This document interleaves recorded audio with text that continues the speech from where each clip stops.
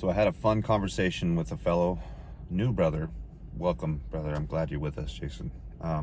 Specifically regarding holidays and observance of special days. So a couple of verses for that. First one's Galatians 4:8 through 11. By the way, Paul is referring to the law and people going back to the law. But the idea is that they thought that there was some necessity and some holiness and some sanctity in following these special days that were prescribed by the law. And it was causing confusion, and it was making people think that if they didn't do these things, follow these rules and laws, that they weren't saved. Now, that doesn't have to do with the context of modern day tradition and Christians. Most of us know following the law is not necessary nor required, and it's actually a bad idea because it'll lead us to believe that we need to do it to be saved when really we just need Jesus, right? The issue comes down to, should we do these things? Is it wrong to not do these things? It's one of those things where each should be settled in his own mind, honestly, but the truth of the matter is the Bible kind of points to them being unnecessary. And I'll get into this real quick. Galatians 4:8 through 11. Formerly, when you did not know God, you were slaves to those who by nature are not gods. But now that you know God, or rather are known by God, how is it that you are turning back to those weak and miserable principles? In this case, it's talking about the law, right? The Roman Catholic Church basically took the law and Catholicized it, if you will, and tried to heap that upon people. So people of the Catholic faith, and honestly Christians in America, we've gotten in the habit of trying to reenact the law in our own way, in a religiosity kind of way that it isn't necessary. And again, let's just keep going here. Do you wish to be enslaved by them all over again? You are observing special days and months and seasons and years. I fear for you that somehow I've wasted my efforts on you. Now, in the case of the Galatians, they were assuming that they had to follow these things because it was required for faith, or at least they were starting to think these things and almost losing their faith as a result. In our case, I think it's pretty obvious that we know that that is not, although the Catholics would say that if you don't, honor these things, you're sinning and going against God. But the truth of the matter is there is, as Paul just stated, no special day, month, season, or year that really matters except for the day that the Lord returns. Hebrews 4:9 through 11 is another really good verse on these. There remains then a Sabbath day rest for the people of God. For anyone who enters God's rest also rests from his own work, just as God did from his. Let us therefore make every effort to enter that rest, so that no one will fall away by following their example of disobedience. Talking about the Exodus generation in specific. But again, it's all going back, especially in Hebrews, to the idea of following these laws as somehow necessary for salvation. I am not assuming that you guys are thinking these things. That being said, a lot of us are pressured into celebrating, Christmas, Easter, even the obvious silly ones, Halloween, etc., because of people being used to their historical tradition involving these things. And you'll have family that'll want to pressure you into it and whatnot. But me personally, and I think I have the spirit in this, guys, I think that it is a great distraction from the devil. I think it is a way to replace true growth in the Word, learning the Word, coming into your ministry, helping others do so. I think it gives us a feeling, just like going to church today, really, all it's designed to do is give us a feeling of sanctity without any of the underlying work that actually helps us grow closer to Him, stay in better communion with Him, in better fellowship.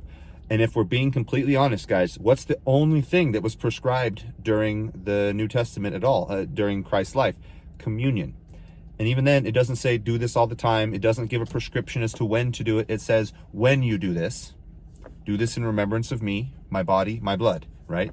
So, and I will say that later on, Paul goes out of his way, I believe in 1 Corinthians, to point out that certain people were approaching communion in a sinful state, specifically, staying out of fellowship with him, arrogantly holding on to sin. He says that some of you have fallen asleep, died, in other words, because you're drinking and eating judgment upon yourself.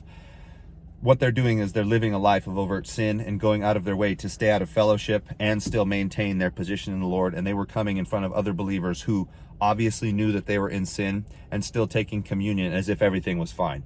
So that is the one and only exception where I would say treat it with some respect. But I'm also the first guy to tell you that we're supposed to follow what it says, get your feet washed. 1 John 1:9. If in fact you do sin, we have the Lord to literally work on our behalf as an advocate before the Father, always wanting our forgiveness. He wants our close fellowship.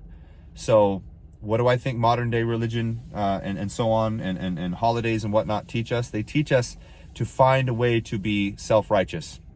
They try to replace true worship with a social holiday. That's what it is. Holiday technically means holy day. So if we're accepting the actual meaning of these things and actually applying any meaning to them, it's not that we're tempting God to kick him out. Clearly, if we hold on to Christ, we still are saved. But what is it doing inside of our minds if we actually think we have to do these things, or that the pressure that's being exerted upon us may come from God? It does not. Those verses actually show you quite clearly that it does not come from God. So, yes, nothing wrong with the birthday. That being said, I'm going to be completely honest with you guys. I have 7 kids, and the few times where I have, indulged in like any type of big party, they've never been huge, but it leads to covetousness, jealousy, expectation, like arrogant demanding that I'm special on this day and you guys got to celebrate me. That is all, unfortunately, and I love my kids, but that all inspires sin to come out of them full bore. They all fight with each other. The ones that don't get gifts feel left out. The ones that do get gifts feel arrogantly above all the rest because it's my special day. I mean, there's just so many things that the internal arrogant nature of man can grab a hold of during any one of these holy days and just run with it. Any type of feeling of sanctity that you get from special days, seasons, months, years, in my opinion, forgive me, is likely from the devil. Yes, there are some people that just want to do it because it's a historical family tradition. It's when you guys get together. But the truth of the matter is, I believe, if y'all are Christians and the whole family's Christian, why not make the get-together something about the Lord? Why not pray for everybody's forgiveness and then offer to do communion, the only prescribed thing in the Bible? Obviously, I do not advise anybody do communion living in sin, actively denying that you have sin, or being out of fellowship with the Lord. I think that's what it's getting at, and I think that is a bad idea, because we are to do that in reverence and respect for the thing that he did.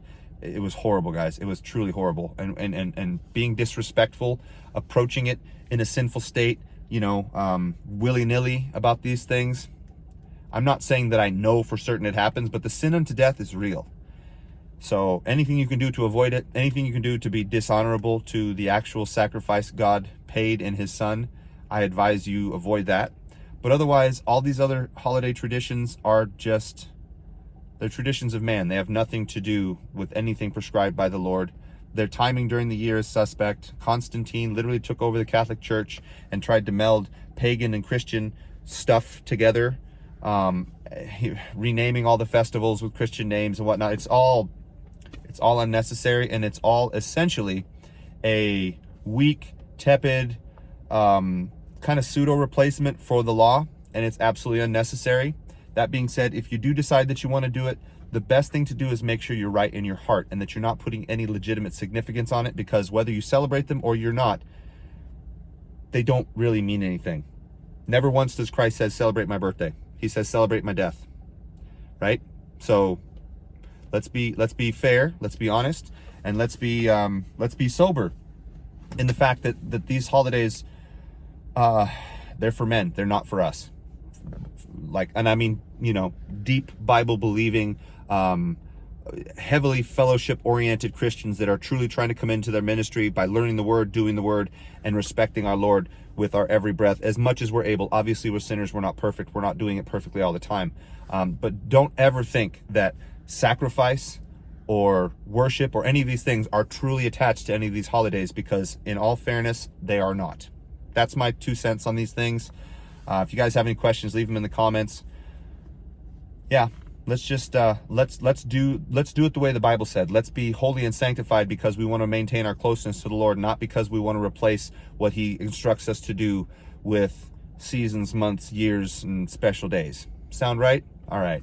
Bless you guys. I hope you're having a good day. Comment, share, subscribe, like, all those things. Talk to you soon. Bye.